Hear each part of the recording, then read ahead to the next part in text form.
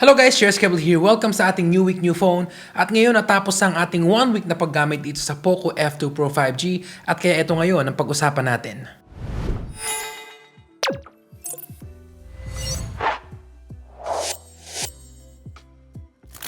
Pag-usapan muna natin guys a little history about the Poco F2 or Poco F or yung Poco line. Bali yung Poco line ay na-release siya no June 15 dito sa Pilipinas at ito yung sumunod na generation dun sa Poco F1 or mas kilalang tinawag din siyang Poco Phone F1 or Poco F1. So let's talk about the specs nito. So this phone comes in two variants. So meron yung 6GB RAM and 128 internal memory at meron ding 8GB, 256GB which is itong model na nasa akin. At ngayon pag-usapan natin yung screen niya. So yung screen ni Poco F2 Pro 5G, tatawagin ko na lang siyang F2 kasi parang sobrang haba.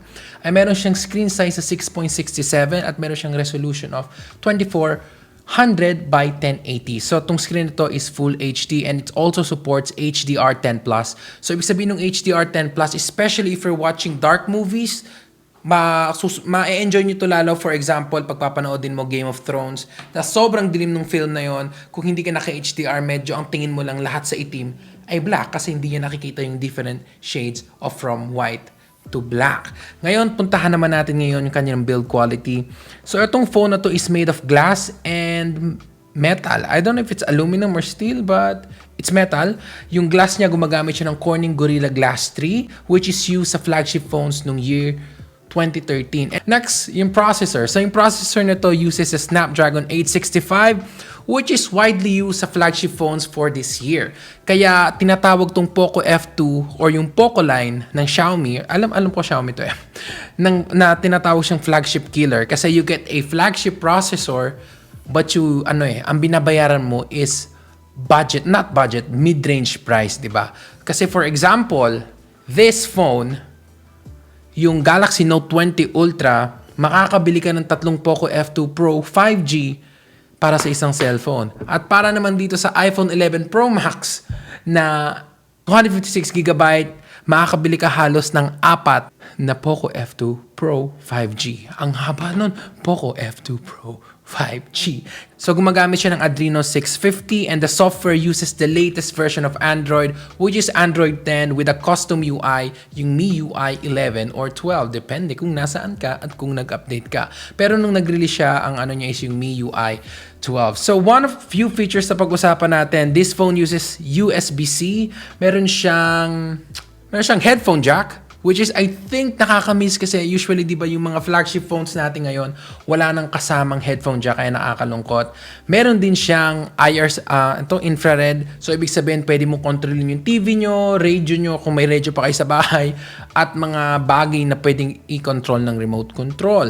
And then, meron siyang battery of 4,700 milliamps. Meron siyang 30 watts fast charging. Sabi nga nila, you can fill up this phone in less than an hour or an hour. Meron siyang power delivery 3.0, meron siyang fingerprint na nasa harapan at meron siyang face AI unlock. Lalo ngayon na may coronavirus na pag lumalabas tayo, meron tayong face mask. Ang sarap ng option na meron kang face at meron kang finger. Kasi pag nasa labas ka, pag suot mo yung face mask mo, hindi mo pwedeng it's really annoying na itatype mo yung password mo. Kaya it's nice that you have a fingerprint option. Nung una, naninibago ako nung ginamit ko siya kasi di ba yung iPhone 11 Pro Max ko uses the Face ID entirely. Pero dito sa Poco F2, hindi ako nagre-rely doon kasi mas gusto kong gamitin yung fingerprint niya compared doon sa face unlock niya. Ngayon, going to the camera. So, yung camera niya is a quad camera setup. So, meron siyang 64 megapixel main shooter. Meron siyang 13 megapixel f2.4 wide camera. At meron siyang 5 megapixel macro lens. At meron siyang 2 megapixel depth of field camera. Pero, ano bang ibig sabihin ng mga anong yon? Para mas maintindihan nyo guys kung anong ibig sabihin nun, if you want, just comment down below. If you want me to talk about cameras, kung ano yung mga f2.4, yung mga aperture, mga pixel sa pinag-uusapan na i-comment nyo dyan. At ngayon, magpapakita tayo ng sample pictures gamit yung F2 Pro 5G. At kayo ang humusga kung maganda ba.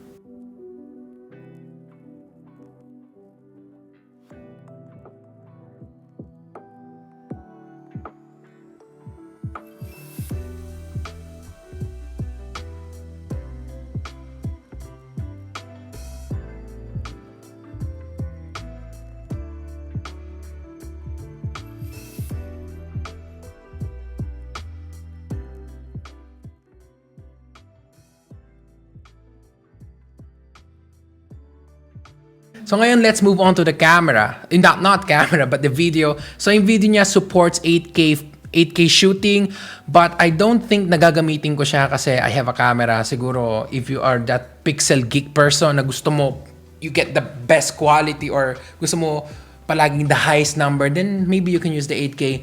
Yung isa lang siguro hindi ko nagustuhan dito when it comes to the video is meron lang siyang electric stabilization as compared to optical.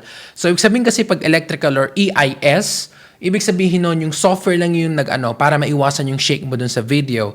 Pero pag optical, may gumagalaw sa loob ng system. So, ito yung system mo, ito yung camera. So, pag gumagalaw ka, kina-counter niya yung vibration at yung mga movements or shakes sa kamay mo. Kaya, siguro that's where they're cutting costs. Considering that this phone is 20,000 to 24,000 pesos, you get these features. Kaya 8K, di ba? 8K camera for 24,000 pesos. That's amazing. And ngayon pag-usapan natin yung front-facing camera niya. Ito yung isa ring pinakagusto ko dito sa phone na to.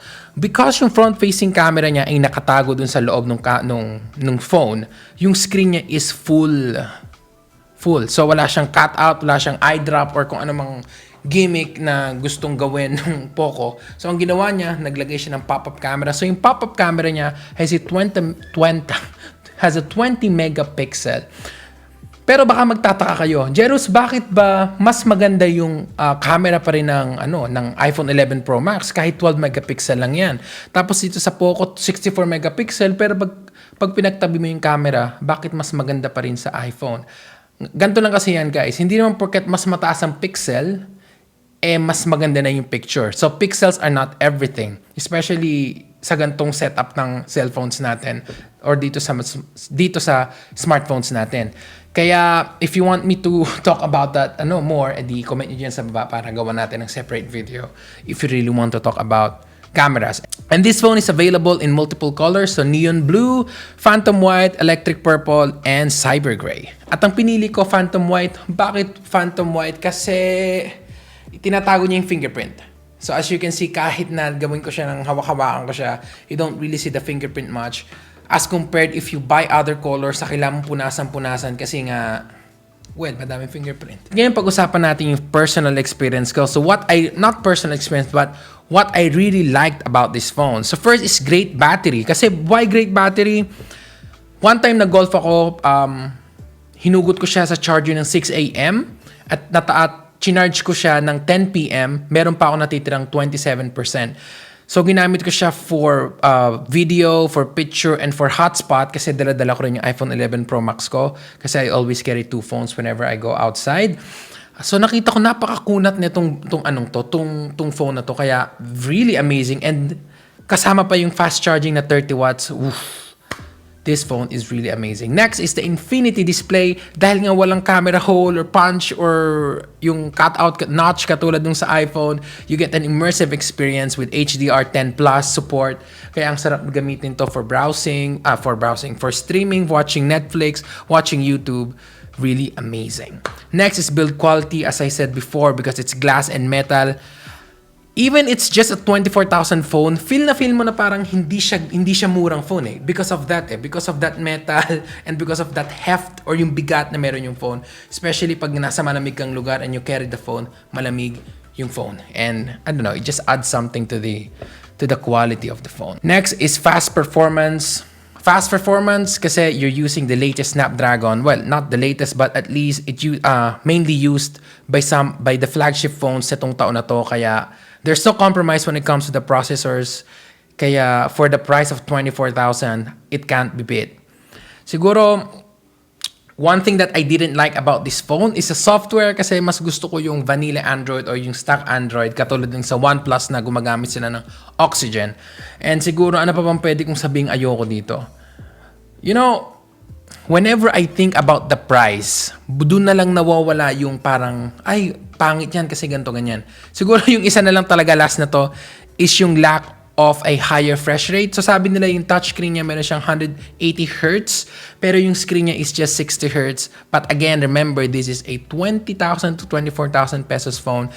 And you get a flagship specs on a mid-range phone. So basically, that's it guys. Don't forget to click like, comment, subscribe at abangan nyo ang susunod natin na pag-uusapan at yung OnePlus Nord at pagtatapatin natin ang Poco F2 Pro at ang OnePlus Nord, and I'll see you guys on the next.